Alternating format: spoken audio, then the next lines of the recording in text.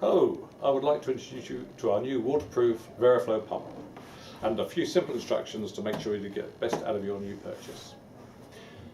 When you order your new Variflow pump, it'll arrive in a box like this. First thing to do, open the box and remove the contents. There'll be your 3-pin plug, your 1-amp charger, a spare mast, a decontamination bag in case you have any problems with the pump and need to return the pump in the bag. In the bag you will also find some simple instructions and a warranty card. Please remember to fill out your warranty card. Then carefully remove the pump and before you use the pump, take off the waterproof covers.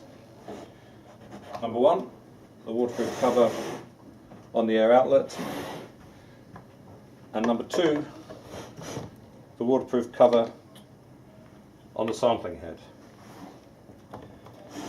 Okay, now we're ready to use the pump. Once unpacked, the pump is ready to use. Press the green button and it'll tell you the serial number of your pump, the software revision and the status of the battery. The battery status is an indicator, not an exact measure. Okay, so we want to set the flow. It'll tell you your flow is not set if you press the green button again, so we now need to set the flow. When you press the up arrow button, it'll advise you to set the flow at low, roughly 8 litres a minute, or if you prefer to run at 16 litres a minute, again you could press high, and that again is a rough indicator. Okay, for the purpose of this video we're going to run it at low, and we're going to now do some fine tuning. To do the fine tuning, obviously you need your flow meter set up, leveled on a little pad. We'll set it low, and now we'll do a fine tune. If you push the button up or down, you'll hear the pump getting faster. If you hold the button down, it'll go 10 times faster. When you get to your required flow level, 8, 15, 15 and a half, 16, press the red button. The flow is now set. Take off your flow meter and you're now ready to set the pump running. Press the green button again and you have a choice, free running or time test. We'll start with free running. Press the green button and it'll give you the option to reset the time. This one's already been running for 59 minutes, 59 seconds, so we want to reset the time and it'll start at 0.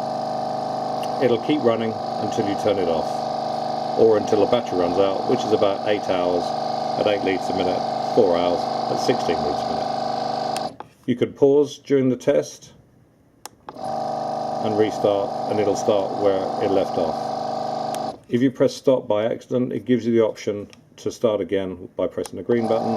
Again, it'll start where it left off. If you do want to stop the test, then you press the red button again and it tells you you've completed your test. Again, it'll give you an indication of the battery. The battery indicator often drops 1. There you go, it's just recovered again. If you decide you want to do a time test, you go back into the green button and now you can press the time. Reset the time, yes. We can now input the time. So if you're running at 16 litres a minute, you'd run it for about an hour, but we'll be running it at if you're running at 16 litres, you run it for half an hour. If you're running at 8 litres a minute, you run it for an hour. So we're going to input an hour and give it a couple more minutes just to make sure. And there we go.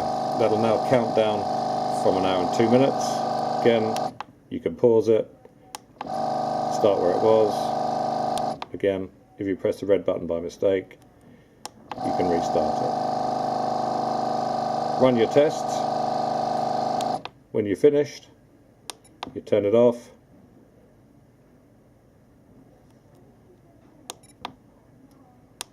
shut down. Simple as that.